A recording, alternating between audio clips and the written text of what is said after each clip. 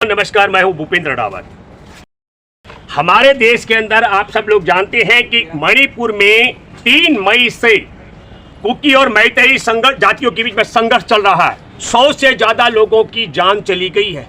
वहां पर आपने देखा एम्बुलेंस में मां और बेटे को भी जिंदा जला दिया गया और 200 से ज्यादा चर्च और 100 मंदिर जलाए गए।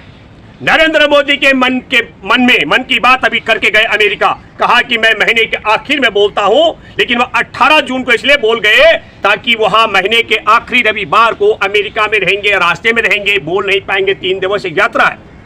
तो इसका मतलब बड़ा साफ है कि हमारे देश के एक राज्य में जहां पर जातीय संघर्ष चल रहा है, मैतेई समुदाय के बीच में कुकी समुदाय के लोग जा पाने की हिम्मत तय कर रहे हैं, कुकी समुदाय के बीच में मैतेई समुदाय के लोग जा पाने की हिम्मत तय कर रहे हैं, लेकिन नरेंद्र मोदी ने इस पर एक शब्द नहीं बोला।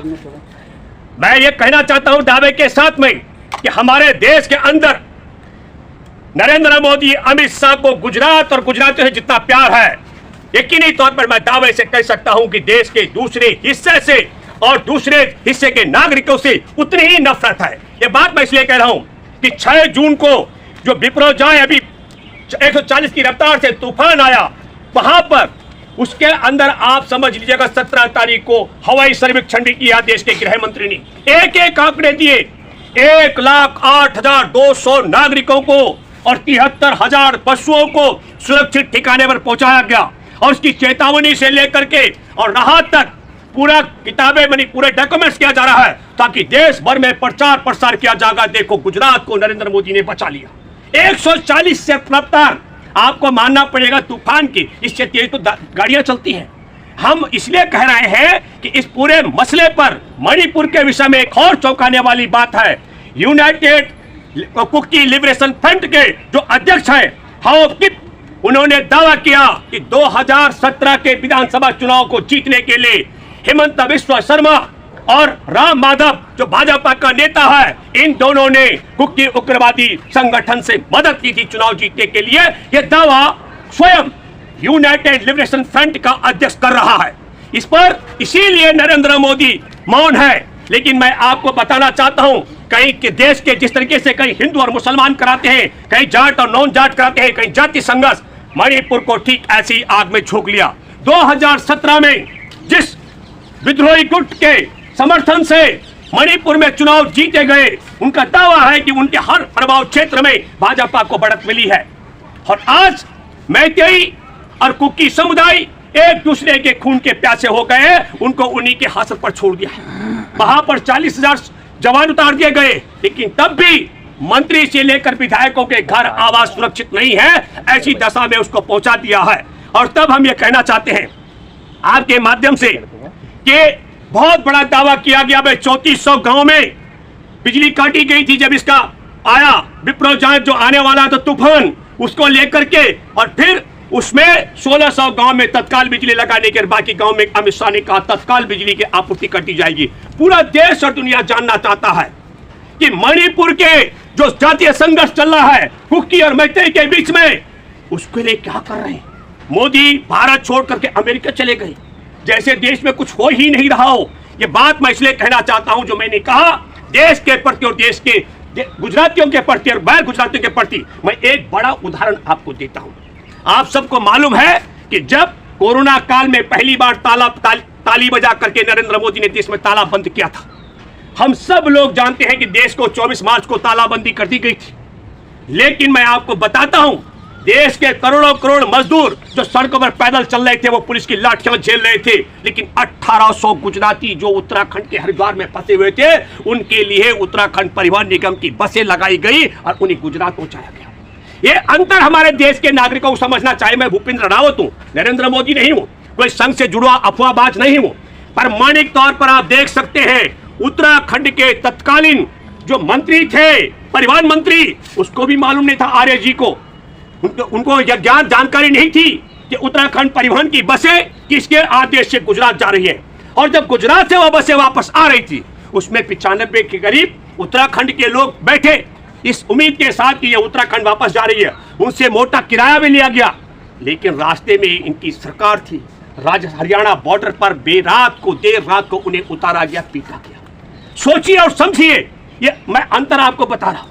अभी 140 की रफ्तार से अभी जो तूफान आया, चक्रवात आया, उसके लिए कहा जा रहा है कि देखो मोदी जी ने बचा लिया। देश में गाड़ियां इससे भी तेज रफ्तार से चलती हैं, इतना ताकतवर नहीं था, इतना शक्तिशाली नहीं था, लेकिन इस पूरी क्रोनोलॉजी को आप समझिए। आपदा में अवसर नरेंद्र मोदी के अहम सहयोगी अमित शाह ने ऐलान कर दिया कि इसके जब हमने चेतावनी दी तब से लेकर के और चक्रवात के शांत हो जाने के बीच में जो राहत कार्य हमने किया है, राहत कार्य में क्या किया, 1,08,208 नागरिकों को सुरक्षित ठिकाने पर और 73,000 पशुओं को।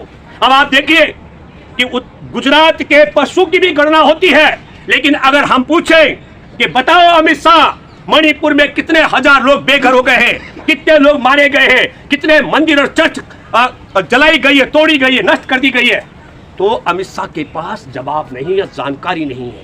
दूसरे राज्य के गैर गुजरात राज्य में लोगों के जीवन के साथ में भी इस प्रकार का ध्येय हो रहा है, कौन संभालेगा मणिपुर को? अच्छा, मुआवजा देने की तो बातें कही जा रही है ना, मुआवजा मिलेगा। मतलब तुम्हारा ये कहना है, ये पत्रकार कह रही है कि कोई बात नहीं है, मणिपुर में कुकी मैतेई को और मैतेई कुकियों की हत्या करें और नरेंद्र मोदी की सरकार सिर्फ मुआवजा बांटने का काम करेगी। ये सरकार का काम है क्या?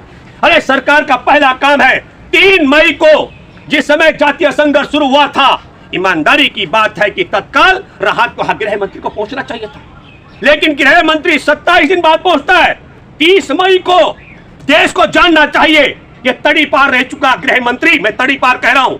थोड़ा सा भी अगर शर्म होती, थोड़ा सा भी समझ होती, देश के प्रति कुछ भी मन में श्रद्धा होती, मणिपुर के नागरिकों के प्रति कुछ इच्छा होती, तो मणिपुर को बचाने की कोई इच्छा शक्ति होती, तो गृह मंत्री सारे काम धाम छोड़ करके वहां पहुंचते। लेकिन गृह फैसला तो कोर्ट का था, तो ठीकरा सारा का सारा सत्ता पक्ष पे नहीं।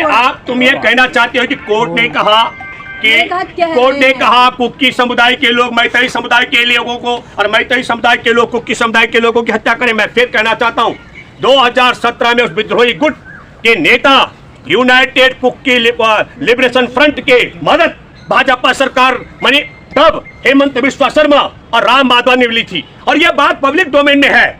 अगर नहीं है तो जांच होनी चाहिए, इसकी निष्पक्ष जांच होनी चाहिए, निष्पक्ष जांच। और मैं तो कहता हूं कि उग्रवादी गुट के साथ मिलने संबंध बनाने पर असम के मुख्यमंत्री और राम माधव पर देशद्रोह का मुकदमा बनाया जाना चाहिए। पहले इन्होंने कुकी गिरोह को साथ लिया, कुकी के जो लिबरेशन फ्रंट है उसको साथ लिया, इधर मैतेई वालों को साथ लिया। अब उनके दोनों हाथों में लड्डू हैं, कुकी वाले चाहे मैतेई को मारे, मैतेई वाले चाहे कुकी को मारे, दोनों हाथों में उनके लड्डू हैं। मैं ये बात इसलिए कह रहा हूं क्योंकि भाजपा की सरकार, मोदी सरकार ने मणिपुर की जनता को मणिपुर के लोगों के दशा पे छोड़ दिया है। मैं मणिपुर में तमाम सामाजिक कार्यकर्ताओं से, वहां के राजनेताओं से, वहां के नौकरशाहों से, वहां के बुद्धिजीवियों से, वहां के किसान और आम नागरिकों से, वो कुकी समुदाय के हो, मैतेई समुदाय के हो और तमाम दूसरे समुदाय के लोगों, मैं आपसे अपील करता हूं, ये इनका चरित्र है।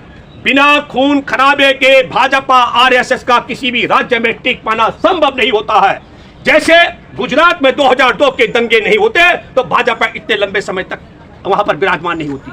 पश्चिमी उत्तर प्रदेश में अगर जाट और मुसलमानों का इन्होंने दंगा नहीं कराया होता तो उत्तर प्रदेश में भाजपा लगातार वापस नहीं आ रही होती। अच्छा, आप कहना चाहते हैं आम जनता ये इतनी समझदार नहीं है कि इन दंगों को समझे और वोट न दे? बार बार भाजपा को क्यों लाया जाता है? भाजपा का ही काम है, ये मेरा काम नहीं है। 2002 के दंगे, अरे भाई 2002 के दंगे हो, उसी प्रकार जैसे हरियाणा में आपने देखा जाट और नॉन जाट का, उसमें भी देखिए अभी पहलवान बेटियों का भी मसला चल रहा है, उसमें भी गणना की जा रही है कि जाट बेटियों का मानी पहलवान बेटियों के पक्ष में निर्णय लेने से और उनके खिलाफ जाने से जाट मतदाता कितना रुष्ट और खुश होगा, और इसी प्रकार ब्रजभूषण शरण सिंह के खिलाफ एक्शन लेने से राजपूतों में या उसको बचा देने से राजपूतों से कितनी संपत्ति ली जाएगी। मैं कह रहा हूं, तुम सवाल पहले सवाल समझिए। मणिपुर के तमाम नागरिकों से मैं अपील करता हूं, इनका चरित्र है, इतिहास है इनका खून खराबे पर, बगैर खून खराबे के ये राजपाट को कायम नहीं रख सकते हैं। और उसी की परिणति है कि कुकी समुदाय और मैतेई समुदाय को वहां लड़वा करके नरसंहार